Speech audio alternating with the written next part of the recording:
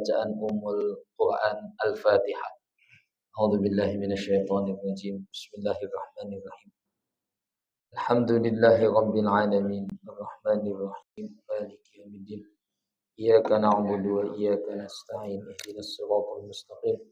Siratal ladzina an'amta 'alaihim ghairil maghdubi 'alaihim waladdallin. Bismillahirrahmanirrahim. Alhamdulillahi rabbil alamin. Wal 'aqibatu lil muttaqin wala 'udwana illa 'alal zalimin. Asyhadu an la ilaha illallah al-malikul haqqul mubin. Wa asyhadu anna sayyidana wa maulana Muhammad sadiqul wa'dil amin. Allahumma salli wa sallim wa barik wa 'azzim wa takarram wa tahannan ala sayyidina wa maulana Muhammadin wa ala alihi wa ashabihi ajma'in, amma ba'd. Subhanaka la ilma lana illa ma 'allamtana innaka antal alimul hakim. Wala haula wala quwwata illa billahil aliyyil azim. Rabbi shrah li sadri wa yassir li amri wahlul 'uqdatam min lisani yafqahu qawli. Allahumma ja'al jam'ana hadza jam'an mubarakan marhuma. Ya Allah, jadikanlah perhimpunan kami perhimpunan yang diberkati lagi dirahmati. Amin. Wa tafarruqana min ba'dihi tafarruqan ma'suman maghfura. Dan jadikanlah ya Allah perpisahan kami selepas majlis ini sebagai perpisahan yang mendapatkan pengampunan dan pemeliharaan. Allahumma rabbana zidna ilma. Ya Allah, tambahkanlah ilmu kepada kami. Warzuqnal fahma. Kurniakanlah kefahaman ilmu kepada kami. Wa waffiqna lil amal. Dan berilah taufik kepada kami ya Allah untuk kami mengamalkannya. Wassallallahu ala sayyidina Muhammad walhamdulillahi rabbil alamin. Allah, apa kabar semuanya teman-teman? Baik, alhamdulillah, masyaallah. Alhamdulillah, bersyukur kepada Allah Subhanahu wa taala di kesempatan malam hari yang mulia ini. Malam yang ke-29 daripada bulan Rajab. Lebih kurang dalam 31 hari lagi, insyaallah kita akan berjumpa dengan bulan Ramadan yang mulia. Mudah-mudahan Allah berkati bagi kita di bulan Rajab, Allah berkati bagi kita di bulan Sya'ban, dan seterusnya kita berdoa kepada Allah semoga Allah panjangkan umur kita, Allah jumpakan kita dengan bulan Ramadan al-Mubarak tahun ini dan tahun-tahun yang akan datang. Amin ya Allah ya Rabbal alamin. Yang berbahagia, yang kami muliakan, Tuan Pengursi Surau, Tuan-tuan Imam, Tuan-tuan Bilal, dan seluruh ahli jawatan kuasa Surau Ar-Raudhah. Seterusnya muslimin, muslimat, tuan-tuan, puan-puan, ahli jemaah salat maghrib, ahli majlis ilmu yang juga kami hormati, dan mudah-mudahan semua kita insyaallah dimuliakan oleh Allah Subhanahu wa taala. Alhamdulillah, bersyukur kita kepada Allah Subhanahu wa taala di kesempatan malam hari yang mulia ini.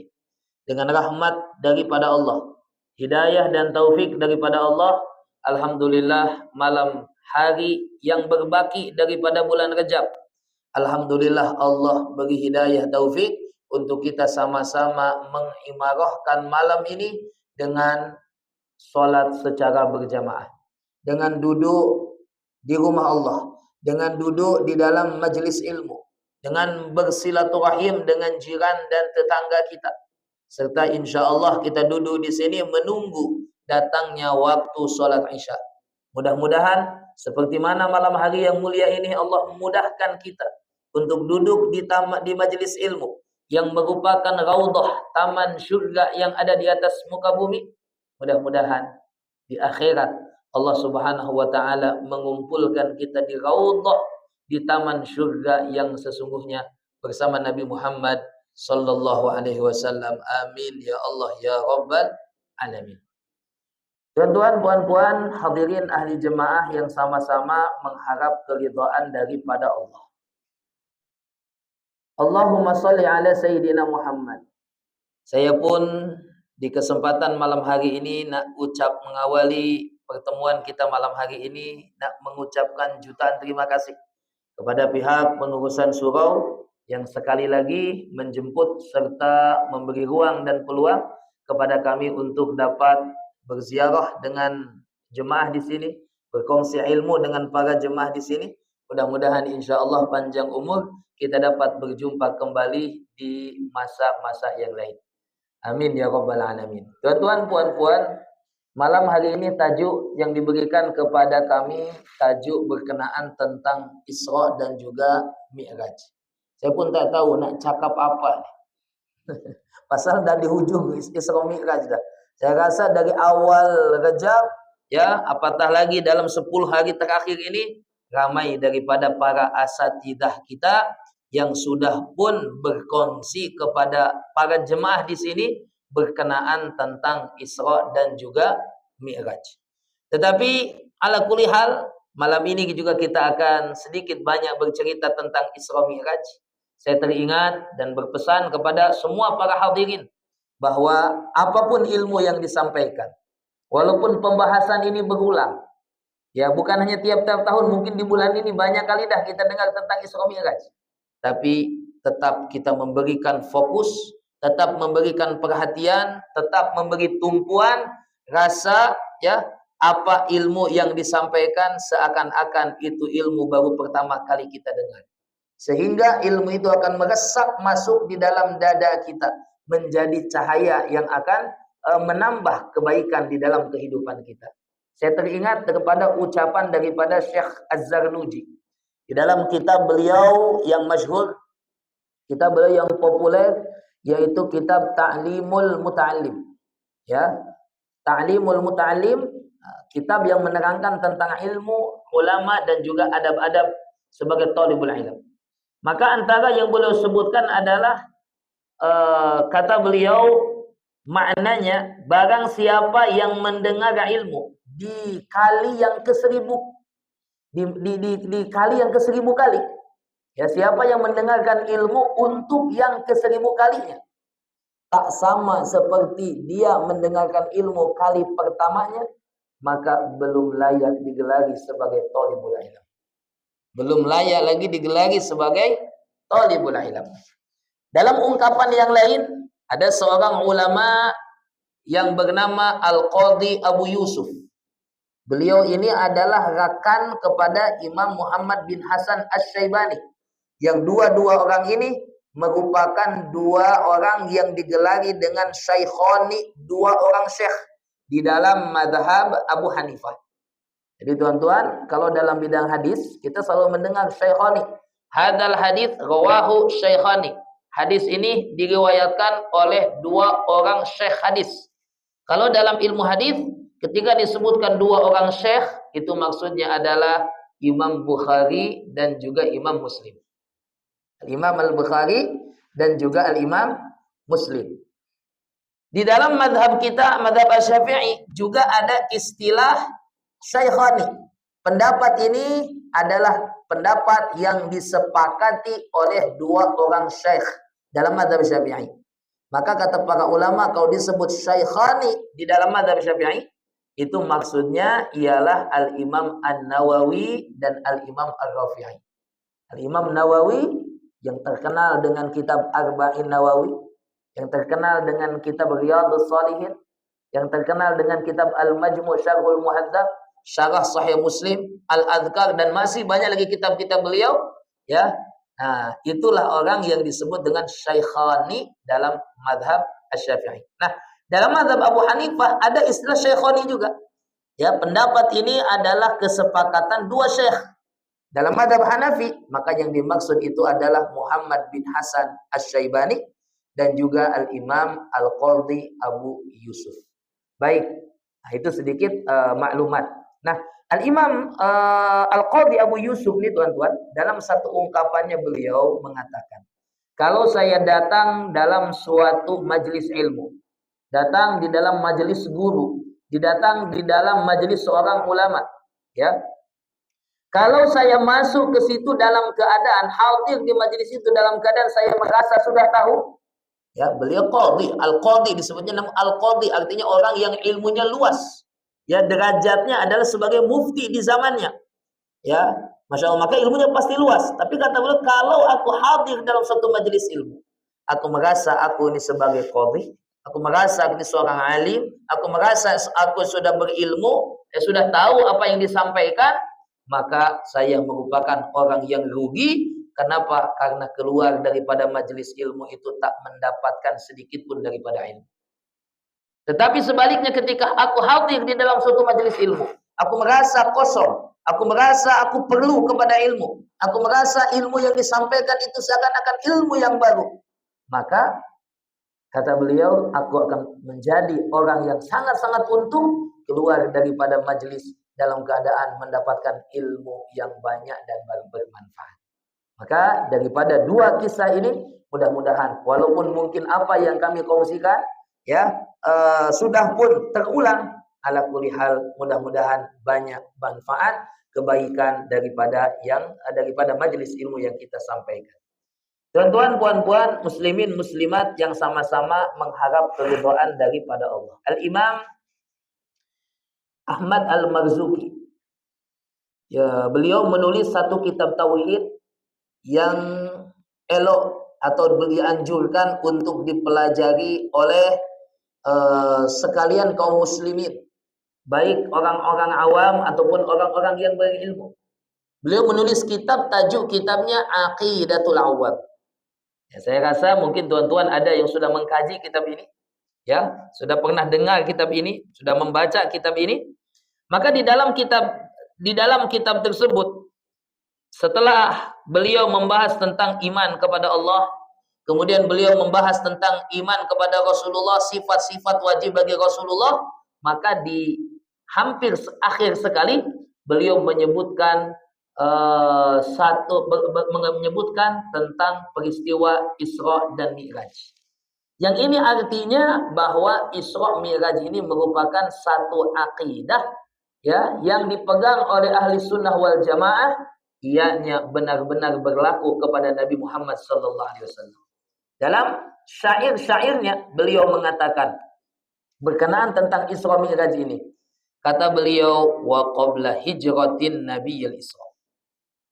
Wa qabla hijratin nabiyil Isra min Makkah lailan liqudsin yudra. Wa ba'dal Isra'i urujun lis-sama hatta ra'an nabiyyu rabban kallama min ghairi kaifin wanhisarin waftarat alaihi khamsan ba'da khamsina farad. Ya, bait syair ini kalau tak dilakukan, walaupun tak sedap mana saya punya suara tuan-tuan, tapi dia kalau tak dilakukan kadang lupa. Susunan tuh lupa, ya. Macam Asmaul Husna tuh, tuan-tuan kena nas'aluka ya man huwa. Coba tuan-tuan baca tanpa nada, saya rasa saya jamin lupa. Mesti tak ingat, ya. Masya Allah. Mesti dia dengan lagunya juga. Itu mohon maaf, jadi saya gunakan nada tadi, karena kalau tak dilakukan, tak dikasidahkan, ya kadang-kadang bait-bait syair ini jadi lupa. Baik. Allahumma sholli ala sayyidina Muhammad wa qabla hijratin nabiyil Isra. Ya, sebelum wa qabla hijratin nabiyil Isra. Sebelum baginda Nabi sallallahu alaihi wasallam hijrah ke Madinah, maka baginda Nabi sallallahu alaihi wasallam telah dianugerahkan oleh Allah Subhanahu wa taala nikmat atau mukjizat Isra. Min Makkah lailan liqudsin yudra. Daripada Makkah di waktu malam ke Baitul Maqdis. Ya, seperti mana yang sudah diketahui daripada firman Allah Subhanahu wa taala, subhanalladzi asra bi 'abdihi lailan minal masjidil haram ilal masjidil aqsa alladzi barakna haulahu linuriyahu min ayatina innahu huwas samiul basir. Baik, Allahumma shalli ala sayyidina Muhammad. Ya, daripada bait pertama ini Al-Imam Asy-Syaikh Ahmad Al-Marzuki beliau memberi isyarat satu pendapat yang dipegang oleh kebanyakan ulama ahli sunnah wal jamaah, bahwa pertama, Isra Mi'raj itu anugerah yang Allah beri kepada baginda Nabi. Ya.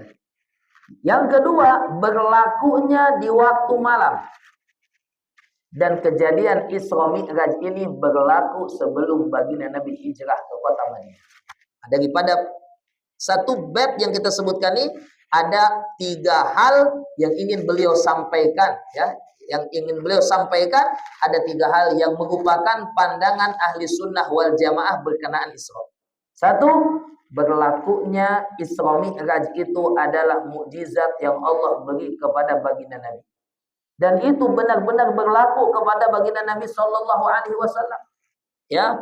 Dalilnya sudah jelas di dalam Al-Qur'an, bahkan kata para ulama, siapa yang mengingkari Isra baginda Nabi sallallahu alaihi wasallam faqad kafar. Maka dia boleh menjadi seorang yang keluar daripada agama. Karena dalilnya jelas berkenaan tentang Isra itu disebutkan di ayat pertama surah Al-Isra, ya, di awal surah Al-Isra. Berbeda dengan Mi'raj. Mi'raj ini dalilnya tidak sharih, tidak sesarih Isra. Dalil Isra disebutkan dalam ayat pertama surah Al-Isra, manakala Mi'raj itu dalilnya disebutkan di dalam surah An-Najm. Tapi dalilnya itu tidak secara sharih.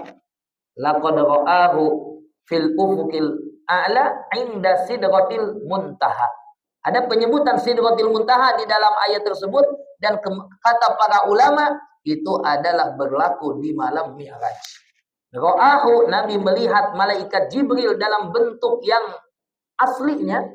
Dan inilah kali baginda Nabi melihat malaikat Jibril kali kedua, baginda Nabi melihat malaikat Jibril dalam bentuk aslinya yang sebenar-benarnya. Dilihat memiliki 600 sayap, yang satu sayapnya dapat menutupi ufuk atau dapat menutupi alam dunia ini. Baik, maka untuk Mi'raj ini kata para ulama, orang yang tidak meyakini Mi'raj maka dia orang fasik, tapi tidak sampai jatuh kepada kufur. Berbeda dengan Isra. Nah, ini akidah Ahlussunnah wal Jamaah yang pertama, Isra Mi'raj itu adalah mukjizat yang benar-benar berlaku kepada baginda Nabi Muhammad sallallahu alaihi wasallam. Ya, dan mukjizat Isra Mi'raj ini adalah mukjizat teragung baginda Nabi selepas mukjizat Al-Qur'an. Al-Imam Al-Qadhi Iyad di dalam kitabnya Asy-Syifa bi Ta'rifi Huquqil Mustafa, beliau telah mensenaraikan mukjizat-mukjizat baginda Nabi, maka beliau menyebutkan mukjizat Nabi nomor 1 itu adalah mukjizat Al-Qur'an. Yang mukjizatnya berkekalan ila akhiriz zaman, berkekalan bahkan sampai di akhirat. Al-Qur'an itu kelak di akhirat akan menjadi pemberi syafaat kepada mereka yang ahli Al-Qur'an, kepada mereka yang baca Al-Qur'an, kepada mereka yang mengamalkan Al-Qur'an. Masya Allah, di samping kanan kiri kita ada lembaran surah Tabarakal Mulk. Salah satu kelebihannya membaca surah Tabarakal Mulk adalah oleh Allah Subhanahu wa taala akan dijaga daripada fitnah kubur. Akan dijaga, dijauhkan daripada fitnah kubur. Apatah lagi orang yang hafiz Al-Qur'an, faham Al-Qur'an, mengamalkan Al-Qur'an, semakin seseorang itu dekat dengan Al-Quran, banyak pemahamannya, banyak hafalannya, banyak pengamalannya terhadap Al-Quran, semakin tinggi derajatnya, kedudukannya di sisi Allah. Yuqalu li sahibil Quran, akan dikatakan nanti kepada orang yang ahli Al-Quran, iqra, bacalah, warqa, dan naiklah derajatmu, warattil, dan bacalah Quran secara tartil. Fa inna manzilataka 'inda akhiri ayatin taqra'uha. Sesungguhnya tempat kedudukan kamu ialah di ayat terakhir yang kamu baca. Semakin banyak ayat yang dibaca, yang difaham, yang diamal, semakin tinggi kedudukan seorang hamba di sisi Allah Subhanahu wa taala. Maka oleh itu tuan-tuan, Masya Allah, sekejap lagi kita akan jumpa dengan Ramadan. Ramadan bulan Al-Quran. Ramadan adalah syahrul Ramadan alladzi unzila fihi al-Quran. Ramadan adalah bulan diturunkannya Al-Quran. Bulan yang sepatutnya kita lebih dekat dengan Al-Quran. Maka kita niatkan daripada hari ini kita minta dijumpakan dengan Ramadan, dan minta kepada Allah agar Allah beri taufik kepada kita untuk kita menyempurnakan Ramadan, di antaranya dengan kita sempurnakan bacaan Al-Qur'an. Jangan sampai tak khatam Al-Qur'an di bulan Ramadan. Allah, tuan-tuan, malu kita kepada orang-orang terdahulu, tuan-tuan.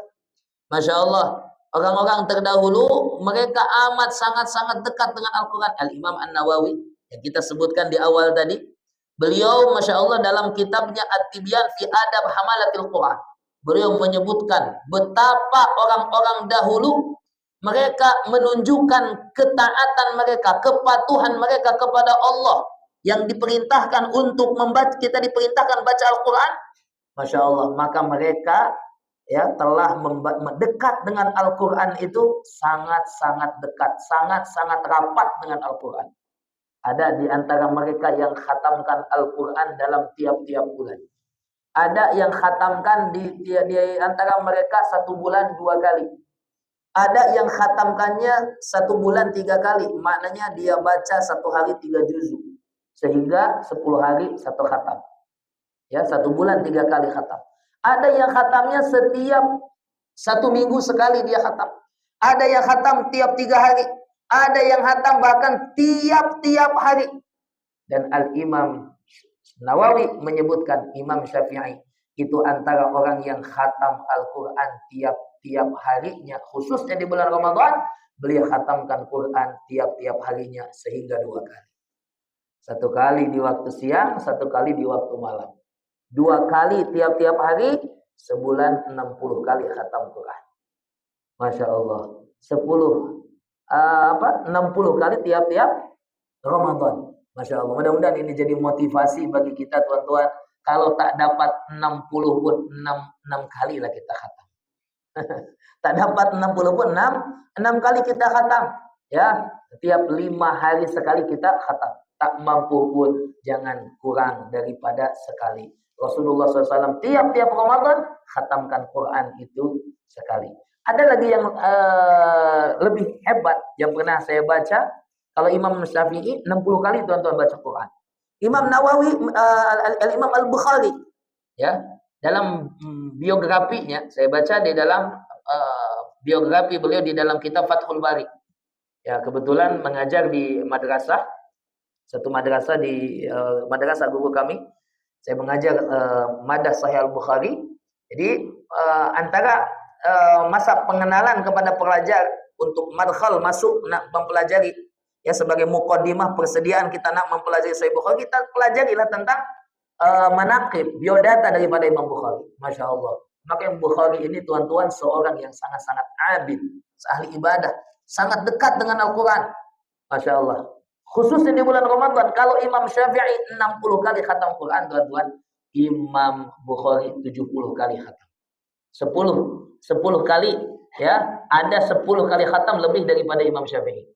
Jadi macam mana beliau baca? Bacaannya sama seperti Imam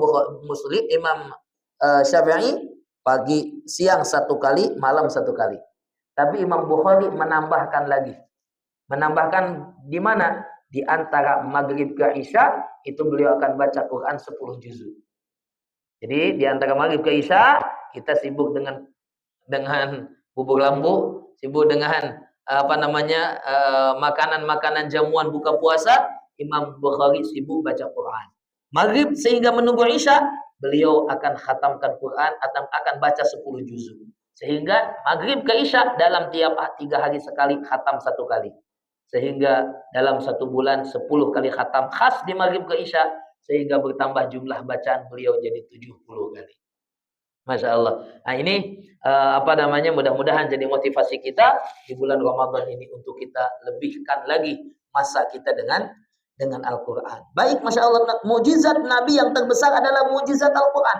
Di mana pada saat itu bangsa Arab yang merupakan orang-orang yang ahli bahasa, orang-orang yang ahli sastra, orang-orang yang fasih, yang sampai ke balaghah dan lain sebagainya. Tetapi tak ada di antara mereka yang mampu membuat sesuatu yang sama dengan Al-Quran. Allah tantang orang-orang Arab untuk membuat seperti mana Al-Quran. Mereka kata Quran ini adalah ucapan Nabi. Mereka kata Quran ini adalah perkataan Nabi, disusun oleh baginda Nabi. Maka kalau itu adalah bacaan buatan baginda Nabi, karangan baginda Nabi, coba mampu tak kalian mendatangkan hal yang sama seperti Quran? Tak mampu. Oke, tak mampu datangkan satu Al-Quran, datangkan bi asyri suwarin, 10 surah seperti Al-Quran. Tak mampu. Kalau begitu kata Allah, datangkan satu surah saja. Tak mampu. Oke, tak, kalau perlu minta bantuan dengan jin sekalipun. Kumpulkan manusia dan jin untuk membuat satu ayat, satu surah seperti surah dalam Al-Quran. Kalian tidak akan mampu. Ini mukjizat, ya. Mukjizat itu adalah sesuatu anugerah yang Allah beri kepada seorang nabi dan manusia tidak mampu untuk membantahnya, ya. Sehingga lemahlah mereka daripada membuat hal yang sama. Maka mukjizat Quran ini mukjizat Nabi yang paling besar. Yang kita sebutkan tadi bukan hanya di dunia, tapi bahkan di akhirat. Mukjizat-mukjizat lain di dunia sahaja, tapi mukjizat Al-Quran itu sampai di akhirat. Oleh itu tuan-tuan, Masya Allah, beruntung ya kawan-kawan kita, saudara-saudara kita yang Masya Allah dimudahkan oleh Allah untuk menghafalkan Quran. Orang dulu kalau hafal Taurat mereka sebut anak Tuhan. Karena tidak ada umatnya yang hafal Taurat. Tidak ada umat dari Bani Israel yang hafal Taurat. Sehingga Sayyidina Uzair ya disebut dengan Uzair ibnullah, Uzair anak Tuhan. Sebabnya kenapa? Karena dia hafal firman-firman Allah di dalam Taurat. Tapi Masya Allah, Quran ini oleh Allah dimudahkan. Walaqad yassarnal Qur'ana lidzikri fahal mim muddakir. Sungguh kami telah mudahkan Al-Quran, tinggal siapa yang nak mau menghafalkan. Kalau nak, insya Allah Allah akan mudahkan. Bahkan tak terhad dengan masa. Eloknya memang menghafal itu di masa umur belasan tahun lah. Sebelum balik sudah hafal Quran. Tapi ternyata ada yang sudah berumur 60 tahun sekalipun, kalau dia betul-betul nak menghafal Quran, Allah akan beri kemudahan untuk dia menghafal Al-Quran. Mari kita tengok di YouTube, ada orang-orang yang hafal Al-Quran setelah umur dia 60 tahun ke atas. Ya, Allahumma sholli ala sayyidina Muhammad. Nah, kembali ini terlalu jauh. Allahumma sholli ala sayyidina Muhammad. Nah, mukjizat Nabi terbesar itu mukjizat Al-Quran. Mukjizat Nabi yang nomor 3 yang disebutkan dalam kitab itu adalah insyiqaqul qamar, terbelahnya bulan. Yang diminta oleh orang-orang kafir Quraisy, kalau betul engkau adalah utusan Allah, buktikan kepada kami bulan, belahlah bulan itu. Dengan izin Allah, Nabi memohon kepada Allah, bulan itu terbelah menjadi 2.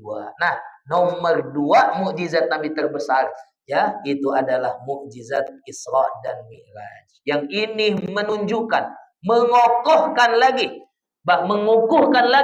bahwa baginda Nabi itu adalah Nabi yang termulia, manusia pilihan Allah, Imamul Anbiya wal Mursalin, sehingga Allah berikan kepada baginda Nabi satu karunia yang tidak Allah berikan kepada nabi-nabi dan rasul.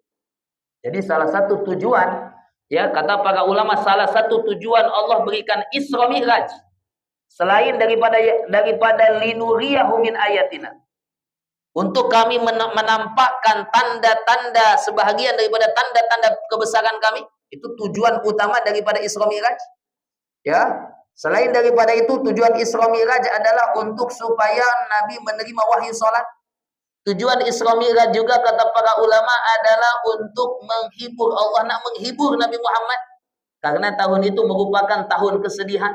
Tahun di mana baginda Nabi ditinggal wafat oleh 2 orang yang paling baginda Nabi kasih, yaitu pakciknya, pamannya Abu Talib, dan juga istri tercintanya Sayyidah Khadijah radhiyallahu anha. Masya Allah. Maka Isra Mi'raj diberikan oleh Allah kepada Nabi untuk menghiburkan baginda Nabi sallallahu alaihi wasallam. Selain daripada tujuan-tujuan tadi, dan masih banyak tujuan-tujuan lain, salah satunya tuan-tuan, Isra Mi'raj itu tujuannya Allah ingin menampakkan, menzahirkan kemuliaan Nabi Muhammad sallallahu alaihi wasallam, ya, di kalangan ahli bumi dan juga di kalangan ahli langit.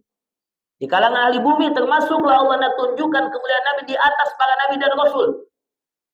Sehingga, ya, tidak ada seorang nabi dan rasul pun yang diberi karunia tersebut. Allah mi'rajkan baginda Nabi melepasi 7 petala langit sampai ke Sidratil Muntaha, di Sidratil Muntaha itu malaikat Jibril meninggalkan baginda Nabi. Kata malaikat Jibril, aku hanya setakat sampai sini sahaja. Boleh temankan baginda. Kenapa? Karena kalau saya melangkah satu langkah saja, lah taroktu, saya punya tubuh yang ada 600 sayap tadi tuan-tuan, akan hancur berkeping-keping. Masya Allah. Maka Allah nak tunjukkan mi'raj baginda Nabi, yang kemudian Nabi naik ke Sidratil Muntaha, kemudian ke Mustawa, kemudian ke tempat yang hanya Allah Subhanahu wa taala mengetahuinya. Masya Allah, baginda Nabi sallallahu alaihi wasallam diberikan karunia tadi nak menunjukkan kehebatan baginda Nabi lebih daripada penduduk-penduduk langit siapapun, termasuk malaikat Jibril alaihi salam. Masya Allah. Ini mukjizat Isra Mi'raj yang Allah Subhanahu wa taala kurniakan kepada Nabi Muhammad sallallahu alaihi wasallam. Dan juga saya suka akan disebutkan di sini salah satu tujuan Isra Mi'raj yang Allah kurniakan kepada Nabi Muhammad, kata para ulama, Allah nak menunjukkan kepada kita betapa baginda Nabi itu sayang kepada umatnya. Betapa baginda Nabi sallallahu alaihi wasallam sayang kepada umatnya. Dalam kejadian Isra Mi'raj ini, kalau kita memahami daripada Isra Mi'raj ini, dua kejadian besar menunjukkan baginda Nabi sangat sayang kepada umatnya. Pertama, yaitu baginda Nabi ketika dakwah ke Taif, ditolak oleh orang-orang Taif, diusir oleh orang-orang Taif, baginda Nabi tabah, baginda Nabi sabar. Baginda Nabi menerima apa yang berlaku. Itu merupakan ketentuan daripada Allah Subhanahu wa taala. Yang pada saat itu malaikat datang menawarkan azab untuk orang-orang Taif. Di antaranya malaikat penjaga gunung, dia menawarkan, ya Rasulullah, kalau engkau nak, aku akan timpakan gunung ini, dua gunung atau dua bukit ini kepada orang-orang Taif sehingga mereka binasa seluruhnya. Tapi baginda Nabi sallallahu alaihi wasallam dengan kasih sayangnya, baginda Nabi sallallahu alaihi wasallam dengan kasihnya, sayangnya, cintanya kepada kita umatnya, wabil khusus saat itu kepada orang-orang Taif, Nabi sallallahu alaihi wasallam tak meminta kepada Allah untuk diazab mereka seperti mana yang dahulu diminta oleh Nabi Nuh untuk umatnya. Ya, Nabi tak meminta itu kepada Allah.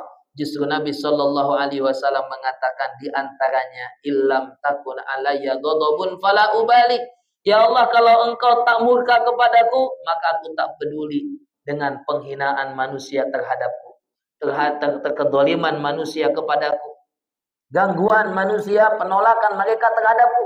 Aku tak peduli itu semua, ya, dan aku berharap, ya Allah, engkau curahkanlah hidayah kepada anak cucu mereka sehingga lahir daripada rahim mereka kelak orang-orang yang menyembah Allah. Masya Allah. Maka tuan-tuan, dalam satu kitab tafsir dikatakan, kenapa ayat di akhir di ayat pertama surah Al-Isra itu diakhiri dengan innahu huwas samiul basir. Kenapa tidak innahu ala kulli syai'in qadir? Kalau ikutkan kan patutnya, ya, kalau kita ikut logik akal kita, nampaknya yang cocok, yang sesuai di akhir ayat itu, subhanalladzi asra bi 'abdihi lailan minal masjidil haram ilal masjidil aqsal ladzi barakna haulahu linuriyahu min ayatina. Isra Mi'raj ini adalah satu perkara yang besar, satu perkara yang hebat, satu perkara yang luar biasa. Sehingga Masya Allah diawali ayat tadi dengan subhana. Ini kata-kata ta'ajub yang digunakan oleh orang Arab dalam mengungkapkan yang menakjubkan. Mereka akan mengatakan subhanallah. Ya, subhanalladzi, Masya Allah. Maka ini menunjukkan kemahakuasaan Allah yang telah memperjalankan baginda Nabi di masa yang kurang daripada satu malam. Bukan hanya dari Mekah ke Palestina, tapi sampai ke Sidratul Muntaha dan Nabi balik kembali. Tambah lagi dengan karunia-karunia Allah, kehebatan-kehebatan Allah yang Allah berikan, nampakkan di malam tersebut kepada Nabi. Jadi cocoknya akhir ayat itu innahu ala kulli syai'in qadir. Sesungguhnya Allah maha kuasa atas segala sesuatu. Tapi kenapa di situ tidak dikatakan innahu ala kulli syai'in qadir? Tapi Allah katakan innahu huwas samiul basir. Maka ulama kita diantaranya Syekh Nawawi Al-Bantani. Ini bukan Imam Nawawi. Imam Nawawi pengarang kitab Arba'in Nawawi. Ini Syekh Nawawi Al-Bantani, salah seorang ulama Nusantara, ulama Indonesia, ulama Banten, yang beliau banyak mengarang kitab-kitab, diantaranya syarah kepada kitab Aqidatul Awam nih. Yang bait yang saya sebutkan tadi, ya, beliau menulis syarahnya namanya Nurul Dhalam. Syarah terhadap kitab Aqidatul Awam. Maka dalam kitab itu beliau mengatakan kenapa innahu was-sami'ul basir. Beliau memberi makna bahwasanya penafsiran innahu was-sami'ul basir maknanya boleh dua. Maknanya boleh dua. Innahu was-sami'ul basir, sesungguhnya Rasulullah. Innahu, sesungguhnya Rasulullah, as-sami' mendengar. Ya, al-basir, Rasulullah melihat kebesaran ciptaan Allah. Rasul mendengar firman Allah Subhanahu wa taala, wahyu salat. Ya. Innahu was-sami'ul basir diartikan hu-nya adalah Nabi Muhammad. Nah, kalau tapi para ulama kebanyakannya mengatakan innahu itu adalah sesungguhnya Allah, as-sami' al-basir. Jadi kata para ulama tafsir, ketika kita hubung kaitkannya kepada Allah, itu maksudnya as-sami' al-basir, diantaranya Allah Maha Sami, mendengar. Mendengar apa? Allah mendengar rintihan baginda Nabi ketika di Taif. Nabi mendengar, Allah melihat kesusahan baginda Nabi, kesedihan baginda Nabi, ya, dihinakannya baginda Nabi oleh umatnya. Allah mendengar rintihan baginda Nabi, doanya kepada Allah Subhanahu wa taala. Maka oleh karena itu Allah anugerahkan, Allah yang mendengar dan melihat, Allah menganugerahkan kepada baginda Nabi Isra dan juga Mi'raj. Allah berikan Isra dan Mi'raj itu bermula daripada baginda Nabi setelah baginda Nabi berada di Taif tersebut. Allahumma sholli ala sayyidina Muhammad. Nah, maka kisah hijrahnya baginda Nabi ke Taif, ditolaknya baginda Nabi oleh orang Taif, doa baginda Nabi hidayah untuk mereka, ini antara yang menunjukkan besarnya cinta Rasulullah kepada umat. Nabi tak meminta agar umatnya dibinasakan, seperti yang pernah diminta oleh Nabi Nuh alaihissalam. Rabbi la tadar 'alal ardi minal kafirina dayyara. Ya Allah, jangan kau biarkan di atas muka bumi ini satu orang kafir. Sehingga oleh Allah Subhanahu wa taala ditimpakan hujan, ya, banjir besar, ya, sehingga yang selamat hanya orang-orang yang Nabi Nuh dan juga pengikutnya. Makanya Nabi Nuh disebut dengan Najiyullah, hamba yang diselamatkan oleh Allah. Ada 5 Nabi ulul azmi minar rusul, Nabi yang paling istimewa karena ketabahan mereka dalam melaksanakan perintah Allah, kesabaran mereka di dalam menjalankan dakwah. Maka Masya Allah, Nabi ulul azmi yang pertama itu adalah Nabi Muhammad SAW yang digelari Habibullah. Yang kedua Nabi Ibrahim yang digelari dengan Khalilullah. Yang ketiga Nabi Musa yang disebut dengan Kalimullah. Yang keempat Nabi Isa yang disebut dengan Ruhullah. Dan yang kelima Nabi Nuh yang dikenali dengan Najiyullah, hamba seorang Nabi yang diselamatkan oleh Allah. Masya Allah, kasih sayangnya baginda Nabi.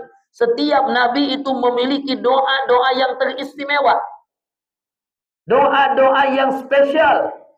Setiap Nabi itu punya satu jatah doa, satu bahagian doa daripada Allah. Dan kata Nabi, semua para Nabi, doa tersebut, kesempatan tadi sudah mereka gunakan di alam dunia. Tetapi aku simpan doa istimewaku tersebut untuk nanti di akhirat, untuk umatku.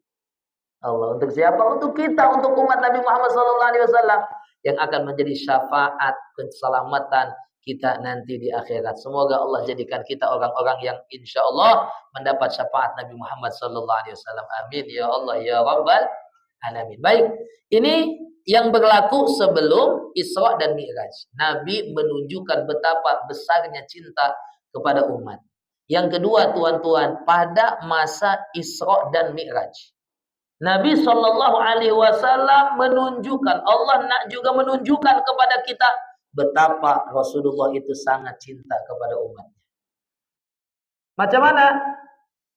Ada 2 riwayat.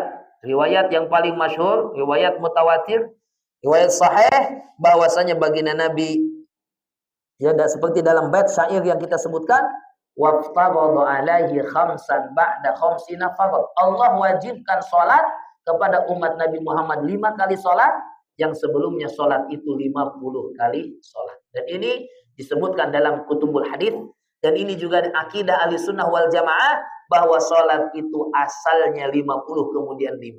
Dia tak turun terus jadi 5. Dia tak turun terus jadi 5, tapi asalnya 50. Mungkin ada orang bertanya, kenapa? Allah kan tahu umat Nabi Muhammad ini lemah. Allah kan tahu umat Nabi Muhammad ini ya masa yang diberikan hanya 24 jam. Jadi kenapa Allah tak terus wajibkan sholat itu 5 kali sholat? Kenapa harus ada cerita 50 kali sholat? Maka ulama kita menjawab, di antaranya kata mereka, ini Allah Subhanahu wa taala, atau hal ini berlaku tujuannya satu, supaya manusia tak beralasan, tak merasa sholat 5 waktu itu berat. Tak merasa sholat 5 waktu itu berat. Kalau sekiranya sholat itu terus turun 5 kali, 5 sholat saja, mungkin orang akan kata, ya Allah, kenapa lah sholat itu 5 waktu? Kenapa tak 2 waktu saja? Subuh 1 kali, maghrib 1 kali. Karena dia tahu sholat itu hanya 5. Sehingga kalau hanya 5, dia macam nak kurangkan lagi, nak diskon lagi, nak kurangkan lagi. Kan macam itu kalau di kedai-kedai kan, oh ini asalnya dia macam nih.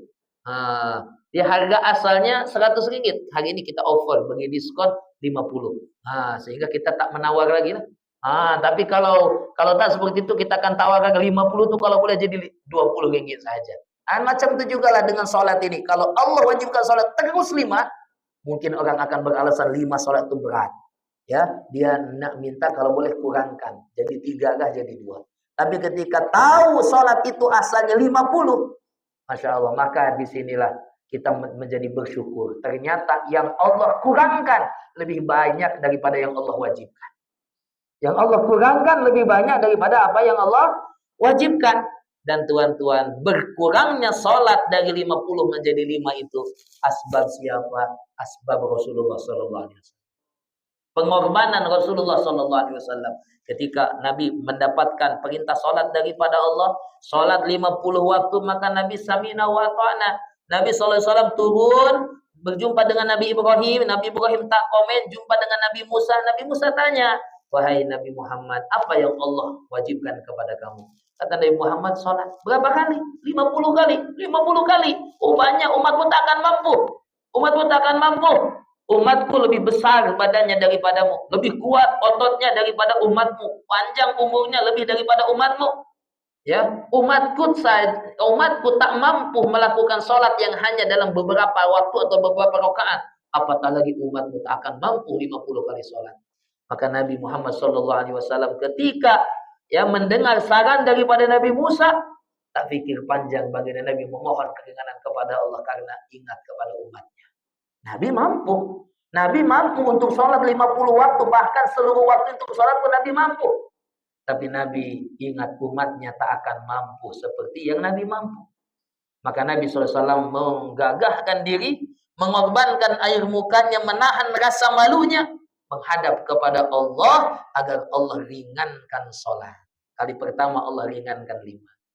Selepas itu turun lagi jumpa Nabi Musa, diingatkan lagi, Nabi pun beranikan diri meminta lagi, memohon lagi kepada Allah. Sampai 9 kali, yang kemudian sholat itu Allah kurangkan menjadi 5. Dan Allah tetapkan 5 ini tak boleh dikurangkan lagi. Dan aku tetapkan yang 5 ini, kata Allah, pahalanya seperti 50 kali sholat.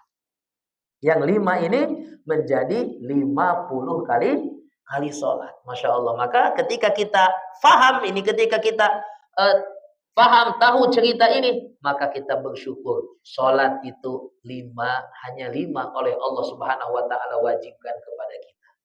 Masya Allah. Maka yang 5 ini jangan sampai ditinggalkan. Yang 5 ini jangan sampai kita lalaikan. Ya Allah, tuan-tuan, Allah bagi nikmat kepada kita. Begitu banyak nikmat Allah kepada kita. Wajar kalau Allah wajibkan 50 waktu sholat kepada kita, tuan-tuan.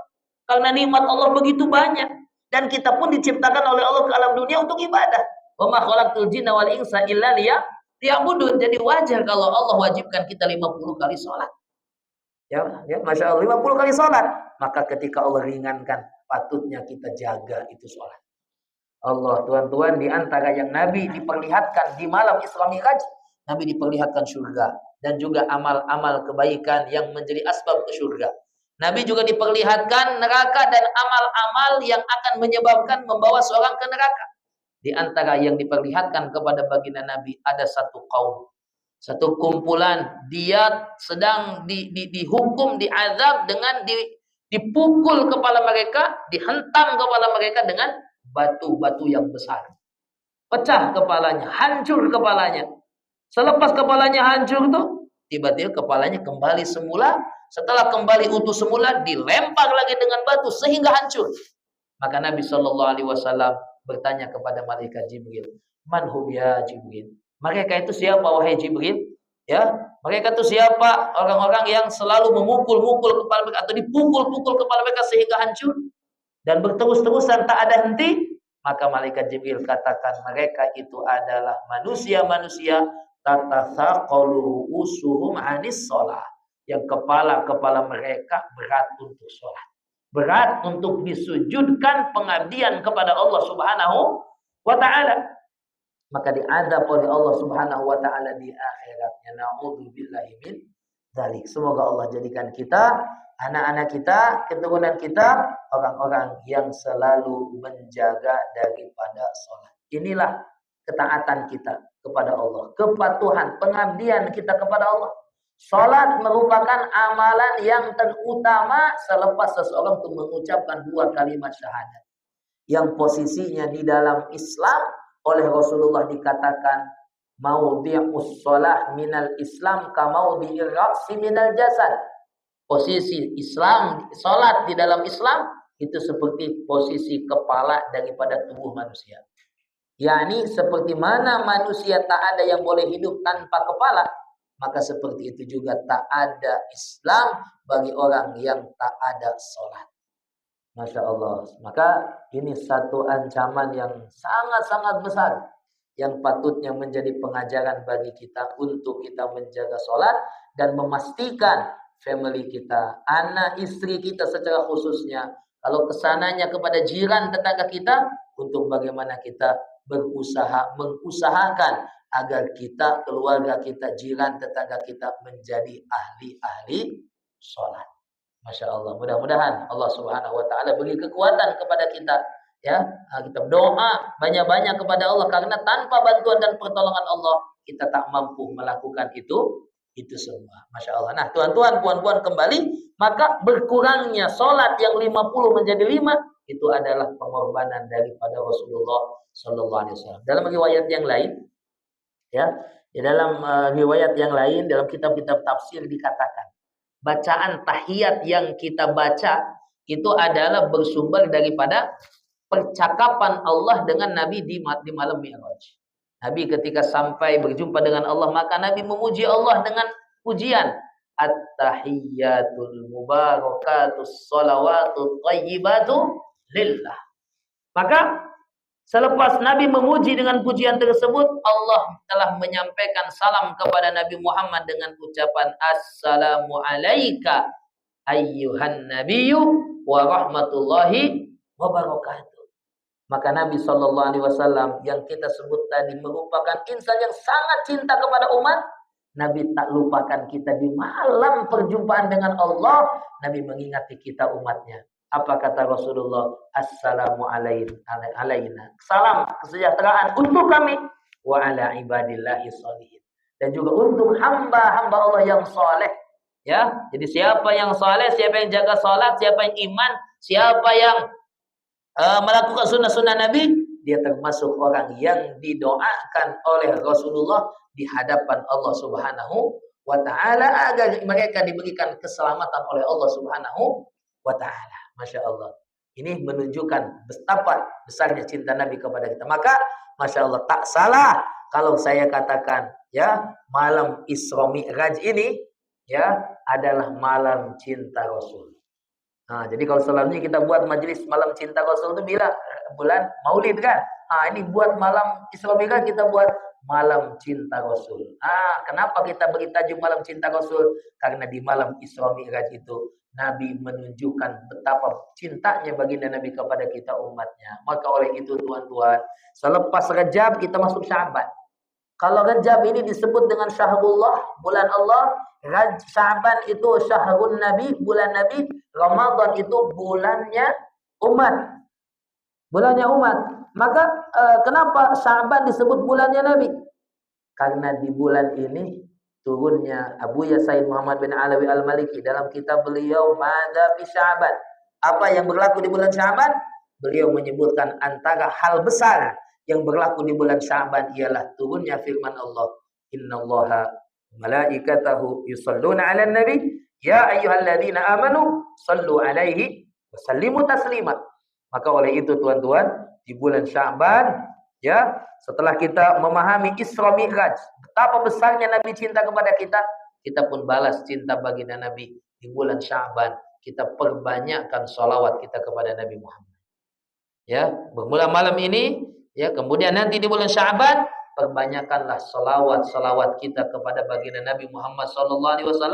Apatah lagi di bulan Sya'ban, di malam pertengahan bulan Sya'ban, malam itu amalan kita akan dilaporkan kepada Allah. Diganti buku catatan amal kita dengan amal yang baru. Yang hak lama akan dilaporkan kepada Allah. Maka kita ingin saat amalan kita dilaporkan kepada Allah, isinya penuh dengan cinta kepada Rasulullah.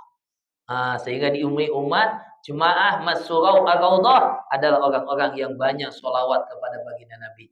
Dengan dilihat banyaknya sholawat dalam buku catatan amal kita, insya Allah menjadi amal-amal kita yang lain diterima oleh Allah Subhanahu wa Ta'ala. Ya, insya Allah amal-amal kita yang lain akan diterima oleh Allah Subhanahu wa Ta'ala. Masya Allah. Maka tuan-tuan, puan-puan, muslimin, muslimat yang sama-sama mengharap ridha Allah, ini juga sebagai usaha. Di bulan Rajab kita perbaiki sholat, di bulan Rajab kita banyakkan taubat, di bulan Sya'ban kita banyakkan membaca salawat kepada baginda Nabi, terus menjaga diri, menjauhi dosa maksiat, istiqomah dalam kebaikan. Harapannya Allah jumpakan kita dengan Ramadan dalam keadaan hati kita bersih, hati kita suci, hati kita molek, hati kita elok. Kalau hati kita sehat, maka sehatlah anggota tubuh badan yang lain. Idza saluhal jasadu kulluh. Kata Nabi, kalau elok hati seseorang itu, eloklah anggota tubuh yang lain. Hati kita bersih dengan sholawat, bersih dengan istighfar, bersih dengan sholat yang sempurna, bersih dengan infak sedekah. Maka sampai ke Ramadan, hati kita, ketika di Ramadan tiba, hati kita bersih. Mudah-mudahan hati yang bersih tadi memberi kekuatan kepada mata kita, sehingga mata kita mudah bangun malam, mudah tengok Al-Quran, mudah memandang orang lain dengan kasih sayang. Berat mata kita, ya, mudah mata kita untuk dijaga daripada sesuatu yang dilarang oleh Allah. Hatinya bersih, lisannya mudah baca Quran, lisannya mudah bersalawat kepada Nabi. Tok Bilal nanti di bulan Ramadan di antara tarawih mengatakan Allahumma salli ala Muhammad. Lisan kita tak akan keluh, lisan kita tak akan susah untuk mengucapkan sallallahu wasallam alaihi. Masya Allah, ya. Hati kita bersih, insya Allah telinga kita, tangan, kaki kita pun bersih, yaitu mudah untuk ditundukkan untuk taat patuh kepada perintah-perintah Allah.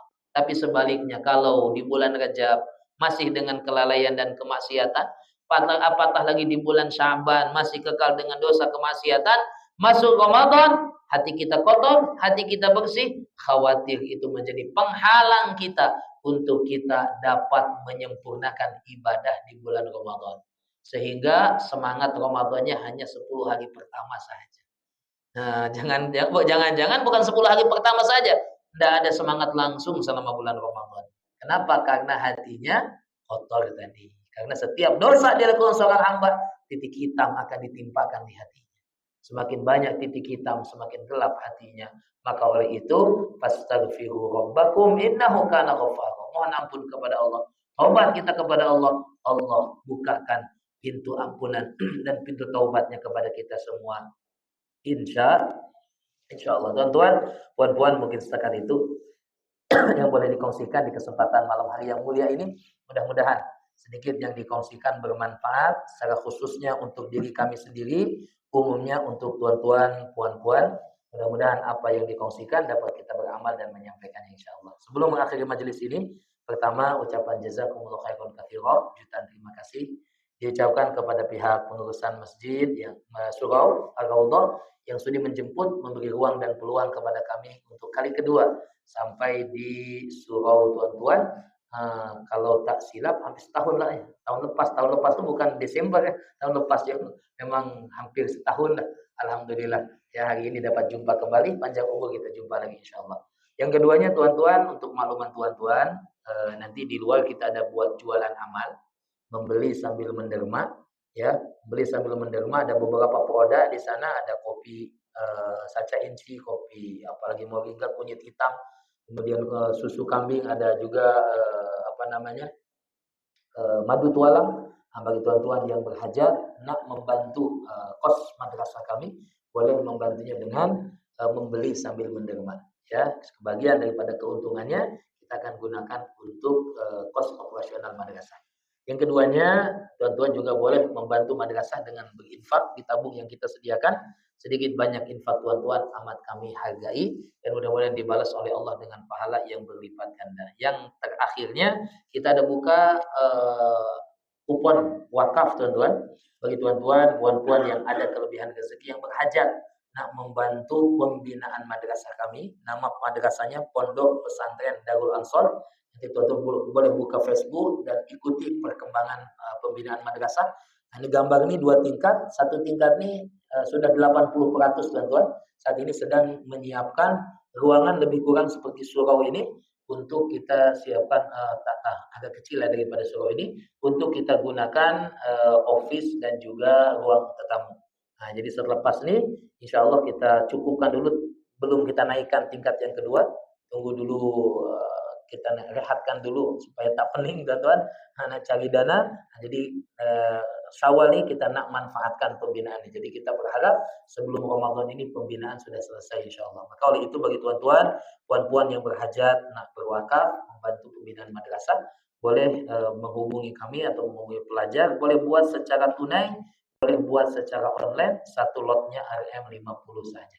Satu lot atau satu kuponnya RM50 saja. Tuan-tuan boleh buat secara tunai, boleh buat secara online, boleh buat malam ini, boleh buat besok juga tuan-tuan. Nah, karena insya Allah malam ini kami bermalam di sini.